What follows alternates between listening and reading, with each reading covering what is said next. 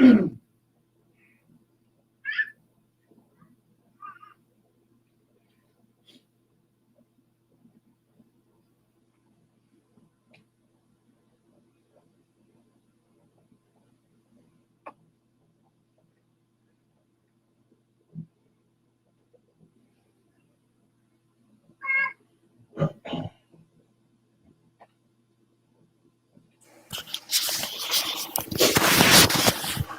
الله الرحمن الرحيم الحمد لله رب العالمين وصلى الله وبارك على أشرف الأنبياء والمرسلين نبينا محمد وعلى آله وصحبه وسلم تسليما كثيرا أما بعد.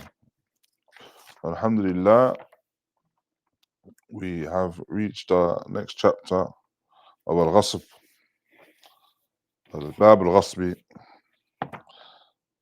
and this is referring to the misappropriation of wealth.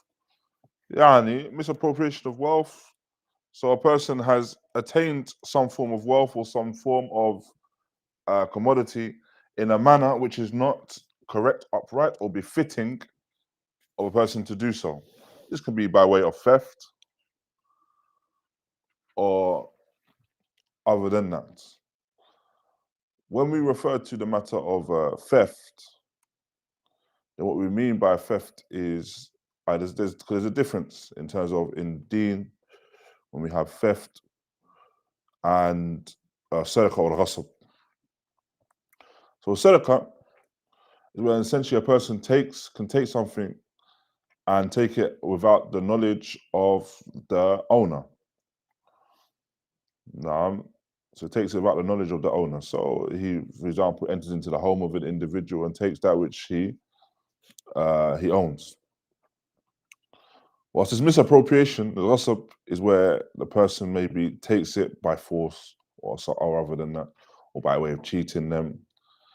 And so this is what we're referring to here, right? The taking of a person's wealth, which they do not have right.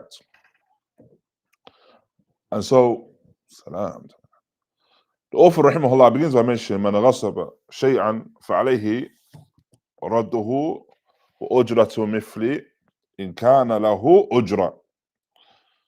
And so if a person now has taken from the wealth of an individual, then it's upon him to return it. This is upon the hadith, this is based on the hadith of the Messenger of Allah sallallahu alaihi wasallam. Ala yad ma akhadat hatta tuaddi. And so that which is upon the hand, that which is taken,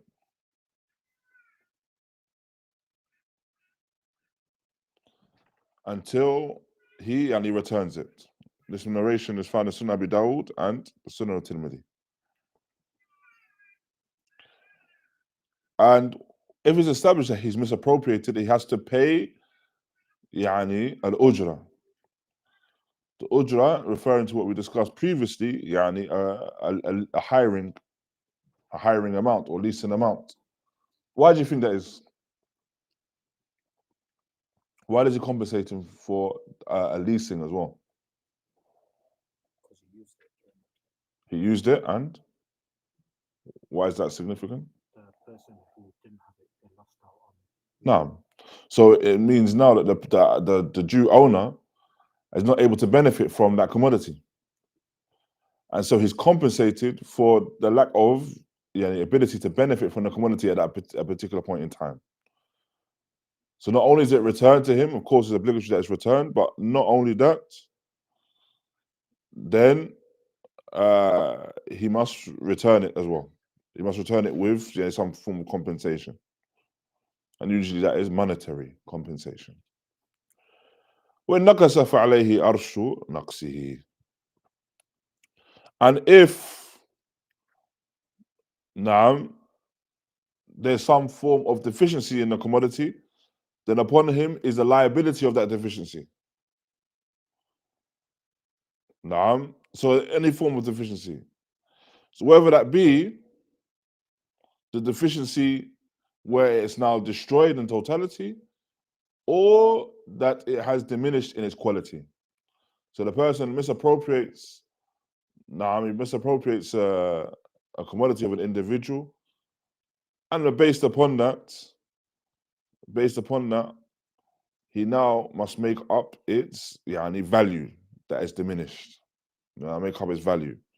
Or, of course, if it's destroyed in totality, then of course he has to return that product, return it. And so thereafter it mentions as well, when jana al-Maqdisī. So if now the Maqdisī, so the misappropriated, commits a crime, then the janaya is upon the Ghaṣb, the one that's misappropriated it. The crime is upon the one that's misappropriated it. What's that thing referring to, barakallahu fikum? If that which has been misappropriated commits a crime,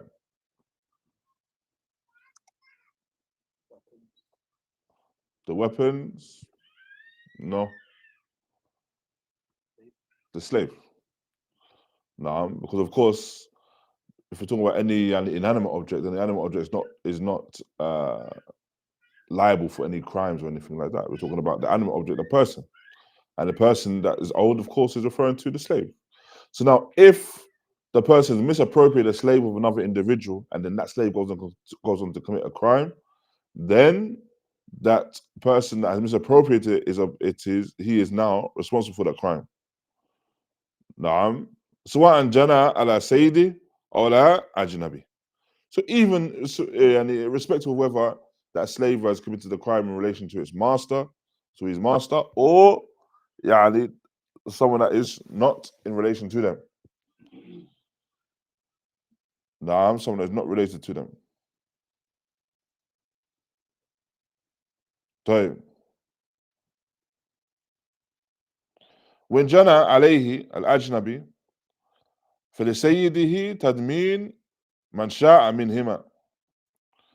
And so if someone commits a crime against the slave, someone that's not the master, someone other than the master commits the crime against the slave, then the owner of that slave can seek retribution from one of the two. One of the two referring to who, barakallahu fikum?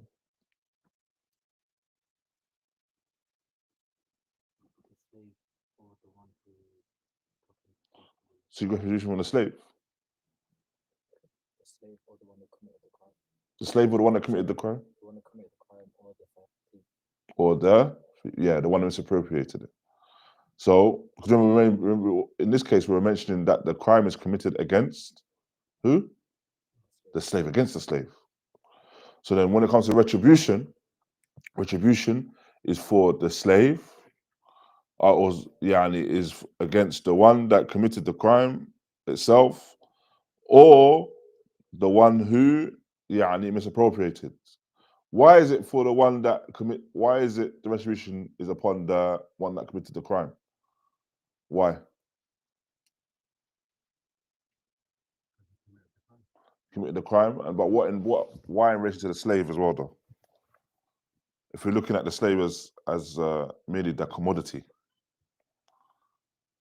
So in the discussion around a slave being a commodity. Is the question clear? I repeat it. Why is there retribution against the criminal, the one that committed the crime against the slave? What is the reason for that? And we're looking at it from the angle of the fact that the slave is regarded as a commodity. It's owned. So the one who owns it has rights. Sahih. But why is the retribution upon the criminal in this regard, in this scenario? And not just, we just say, okay, the one that stole it. Why the criminal first and foremost? Committed the crime, and then what has he done, essentially? What could have possibly happened? Naam, so that the slave, that he's brought about some sort of damage to the slave. Naam. So the slave is not the same slave that was misappropriated. So he's brought about some damage to the slave. So now, but he's caused the damage, the criminal. Naam, he's caused that deficiency. So let's say, for example, he struck the slave and he broke his tooth, for example.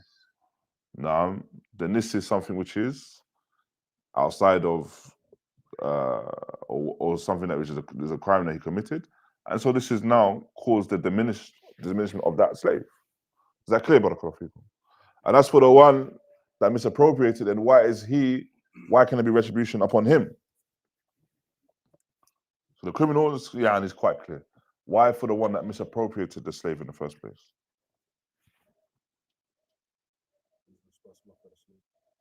He's responsible for the slave, not necessarily responsible for it. He's misappropriated. He was never responsible for the slave.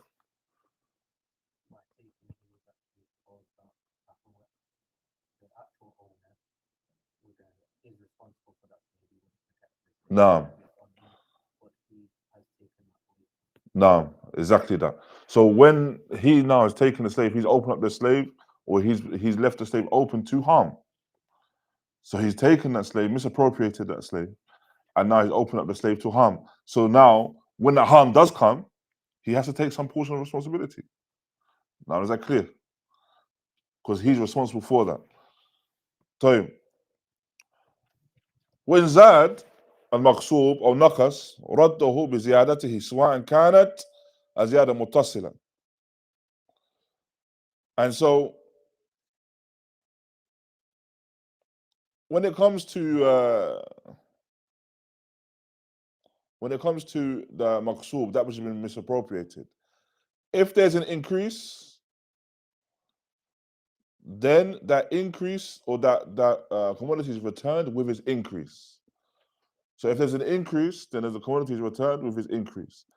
Whether it's muttasila meaning what? What is muttasila? Connected, or munfasila? Disconnected. Now, so what is meant by muntasila in this case? Who can think of an example of something that's misappropriated, but there's an increase, but it's connected?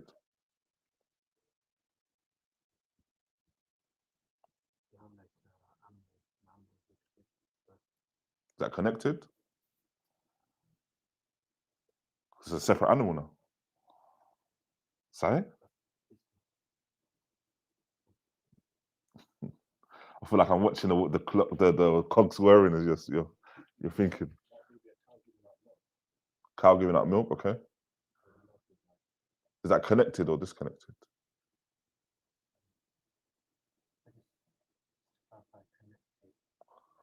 So something that's to the commodity, directly connected to the commodity. So wherever this commodity goes, this ziyada goes with it. The plant's giving fruit. You could say the plant's giving fruit. An example to make it easier, stay within the animals. Mm-hmm. Yeah, that's connected, exactly. So it's, for example, it has a degree of ta'allum. So it's learned something. The horse was slow as anything, and now it can beat everyone in the track, and it learned that.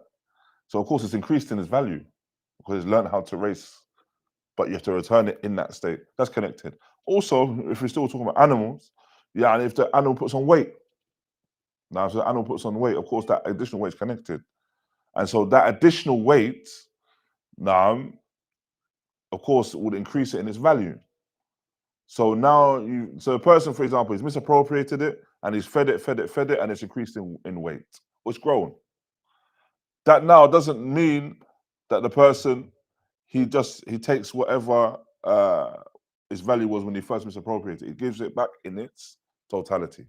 As for the disconnected, we mentioned one example already of this, something that's disconnected is what? The milk, or if the cattle has offspring, that's all disconnected. So now, for example, you misappropriate a cow, and then it has offspring, has calves and the likes of that. You don't now just say, "I'm going to give you back your cow." Nah, but you give back the cow, and you give back everything that was part of that cow in terms of everything that's come from the cow, whether that's the milk or the offspring, the calves. All of these need to be returned.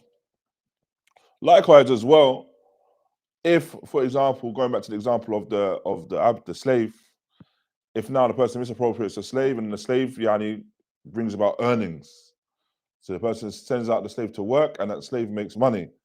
When the person returns the slave, he must return the slave and any earnings that have come from that slave. Now, and that's an example of what? Connected or disconnected? Disconnected. Now, is that clear by the call people? So, and so, another example as well mentioned is the carpenter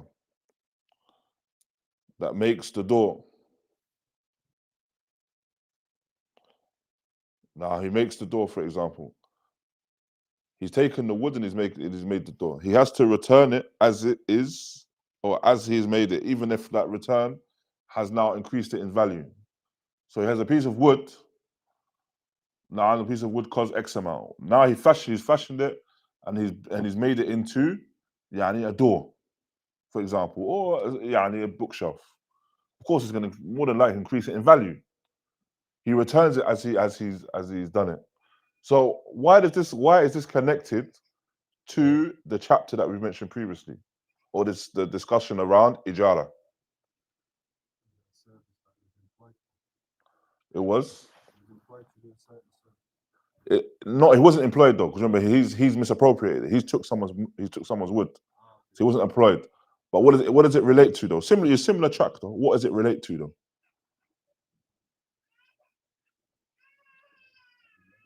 Loaning? No. Similar to what was mentioned, what Abu Khalid mentioned about the service though. What did we say about ijara?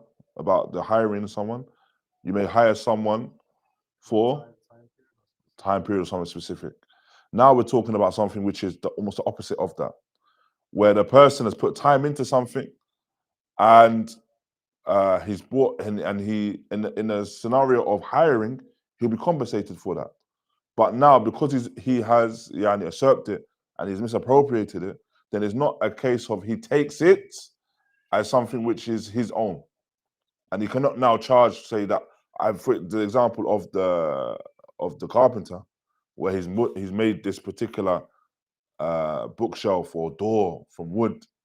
He cannot now say, because I put all my time into this now, I can take some sort of wealth from it, because it wasn't his in the first place to take. No, it wasn't his in the first place to take. So even though his hours that he's put into it is a cause of it increasing in wealth, this doesn't now mean that he's able to take anything from it. Now, other examples of that as well is if the person was to sow seeds. Now, he was to plant seeds. If he plants seeds now, and then trees grow and the likes of that grow from it, vegetation grows from it, he cannot now say that I'm going to charge for my badan, my juhud, my striving and my hard work in this regard. No, rather because he took the seeds in the first place, it wasn't his. Another example of that as well is of the ghasb of the abd, again, referring to the slave, misappropriating the slave. And so if now, during that time of misappropriation, the slave increases in strength, so it increases in physical strength, or it learns skill. They learn skills. The person learns skills. The slave learns skills. Then ذهبت الزيادة رده وقيمة زيادته. And so, if now, for example, it's increased, then that increase diminishes for whatever reason. Then now the person has to return the slave and the value of that increase. Now this is a means of punishment for the individual for misappropriating. So again, if the person now has brought about an increase, so the increase in the slave, if has a physical strength or learns skills, and then those skills are lost, or that physical strength is diminished. Now, when he returns that slave, and he's returned it now at a lower quality, let's say, then he has to give the difference in that value, now of that which has been lost. وإن تلف المغصوب أو تعذر رده فعليه مثله إن كان مقيلا أو موزونا أو موزنا وقيمته إن لم يكن كذلك. And so if now that particular commodity that has been misappropriated has been destroyed, or it's not possible to return it. It's been destroyed, it's not been possible, or it's not possible to return it. Then the person must return something which is of the same value, or for something that is like it if it's something which is weighed, or something of the same value if it's other than that. Something is like it if it's from the weighed things, or other than that, then it's of its value. Is that clear, Barakallahu Feekum? So you can think of an example of where a person may not be able to return the misappropriated item. You can give an example, so it's clear.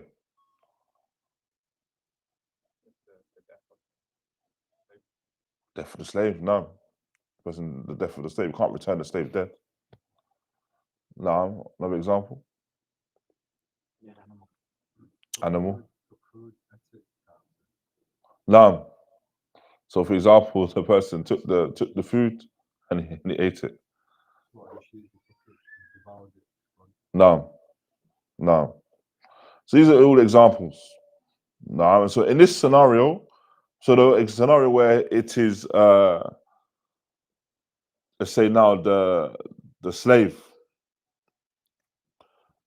passes away, then what does the person do?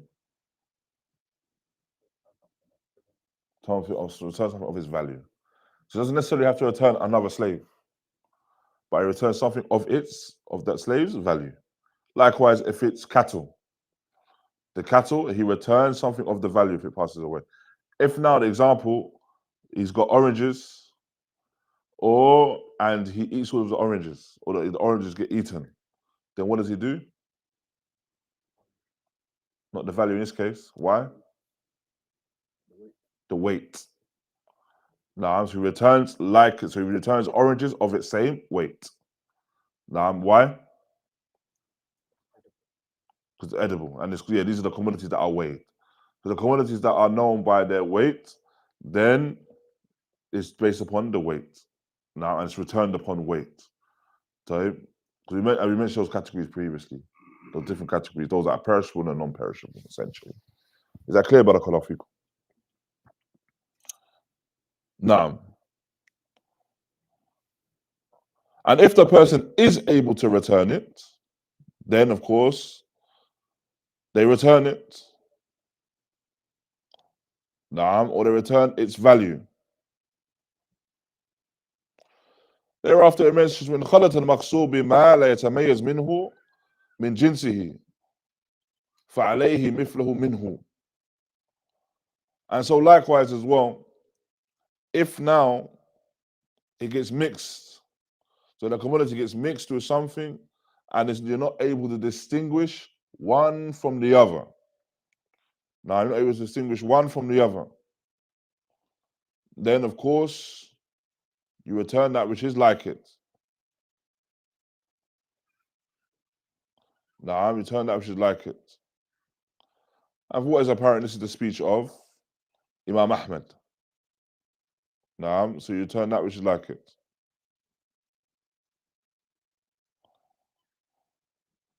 Now, when غصب عرضا فغرسها أخذ بقلع غرسه. And so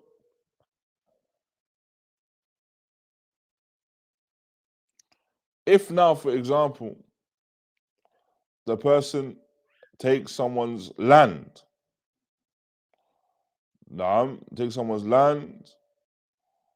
and he seeks to plant upon that land, or he takes someone's land and he farms upon that land, then he returns it. First and foremost, he removes that which is upon the land and he returns that land. And if he finds upon the land, then he returns it and he gives that which is the equivalent of the hiring of the land. So he gives that which is the equivalent of the hiring of that land. Now, again, why? Why does he give that equivalent of hiring of the land? Yes, because the person lost out in being able to use the land. Whether they wanted to use it for themselves or whether they wanted to hire it to someone else. So they had a choice. They could either use it for themselves or hire it to another individual. But when now it's misappropriated, they're not able to do either or. So as a compensation for that, they return that particular, the land, of course, first and foremost, as well as give some form of compensation in terms of the hiring cost of that time that they had it in their possession. Now, thereafter as well, it also mentions the one that misappropriates the jariyah. So the one that misappropriates the slave girl and then has sexual intercourse with her. Naam. And أولدها, she has a child. Ibn Qudāmah here, raḥimahullah, mentions لزمه الحد. Upon him is the punishment, the prescribed punishment. Why?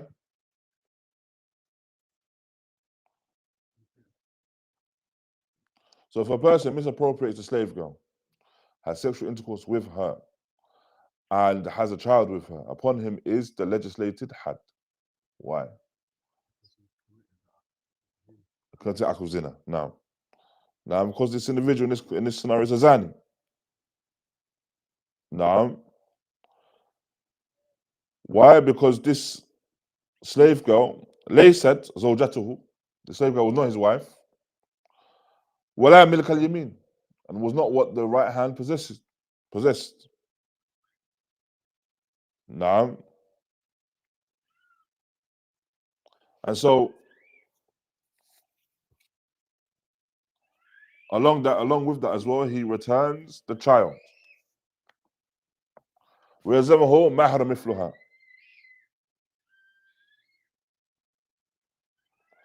And then he gives the equivalent of the mahr for her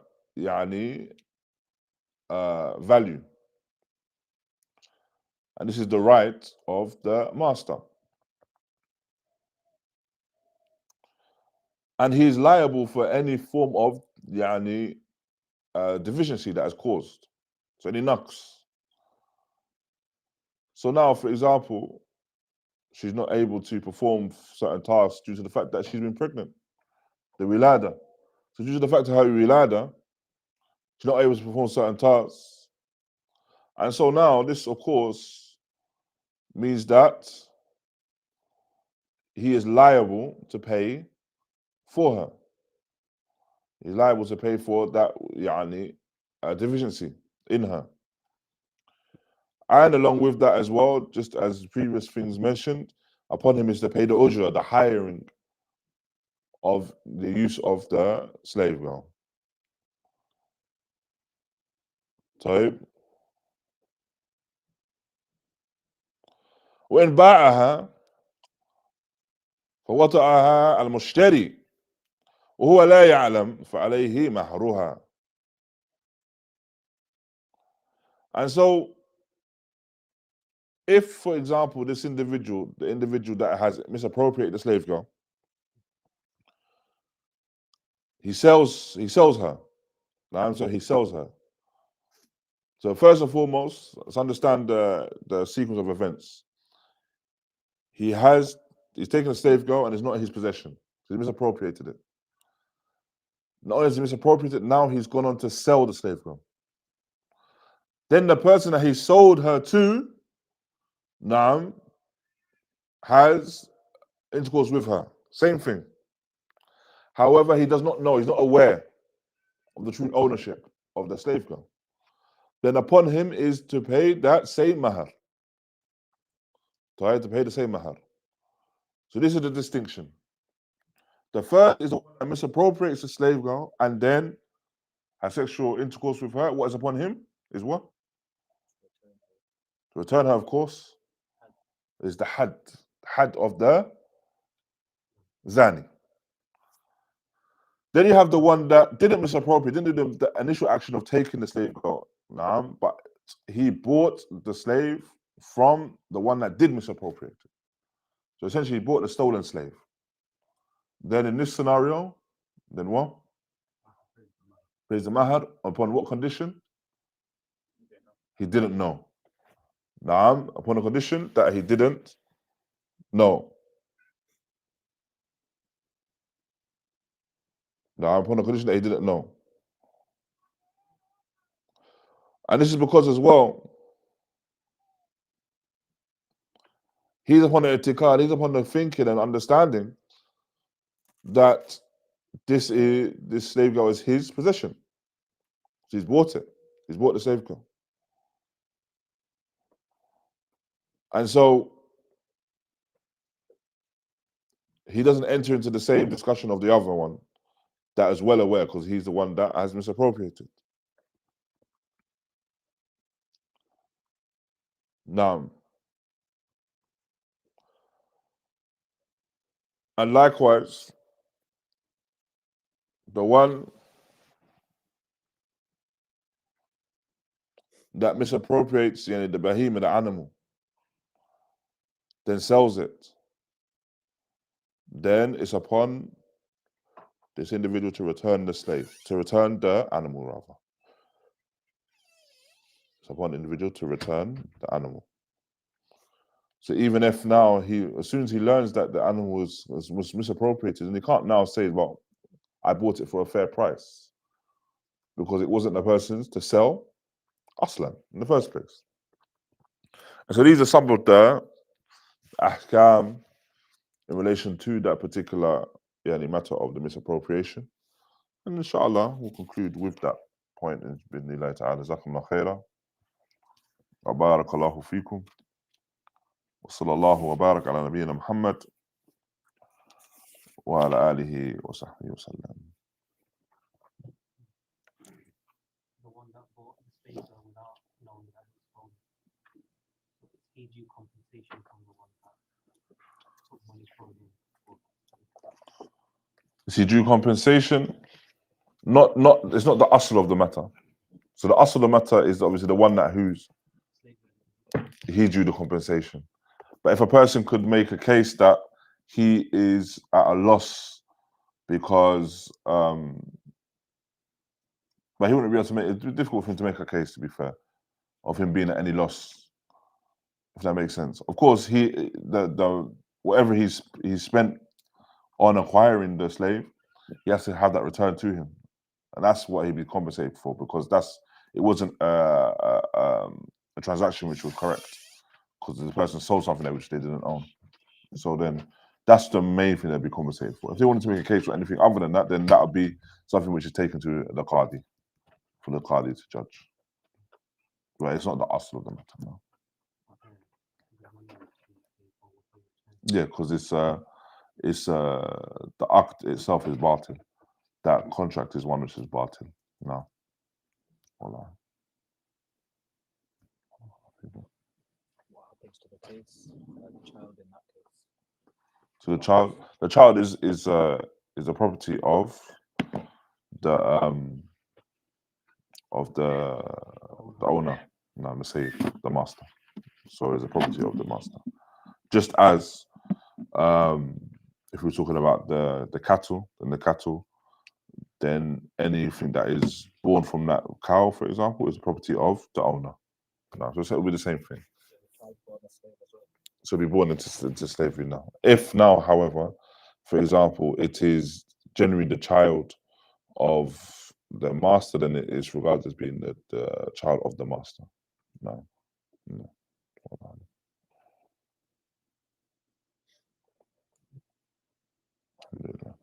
But of course, this is a lot of these masail are not ones that I'll say relevant, but not masail that we would deal with on a day-to-day basis. Wallah alam. Because obviously no one has slaves in Manchester.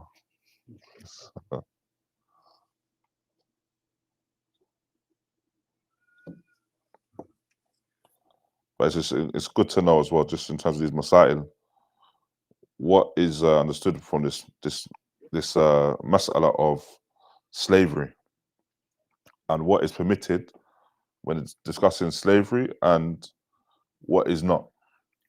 Because what you find, especially maybe from amongst people from our ethnicities, like Afro-Caribbean and likes of that, they may find these masail, yani, these issues to be problematic because they are well aware that they are descendants of slaves.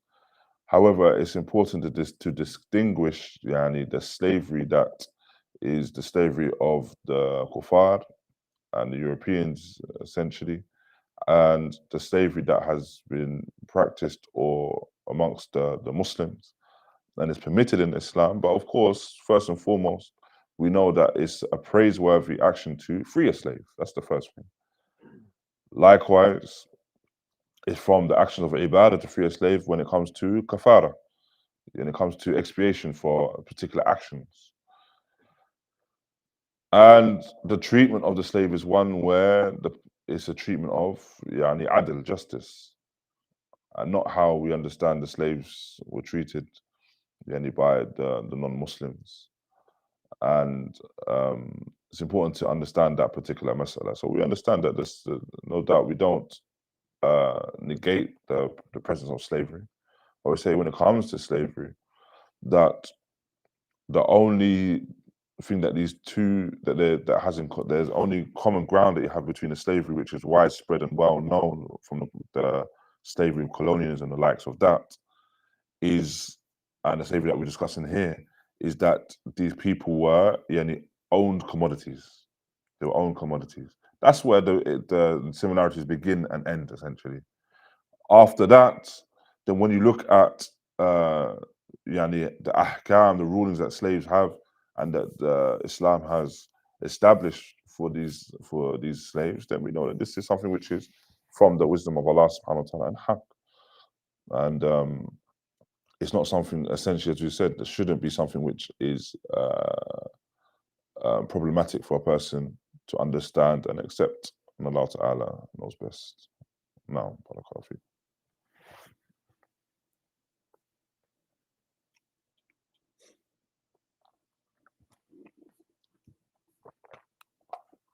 جزاكم الله خير. نكتفي مع القدر. بارك الله فيكم. جزاكم الله خيرا. وصلى الله وبارك على نبينا محمد وعلى آله وصحبه وسلم.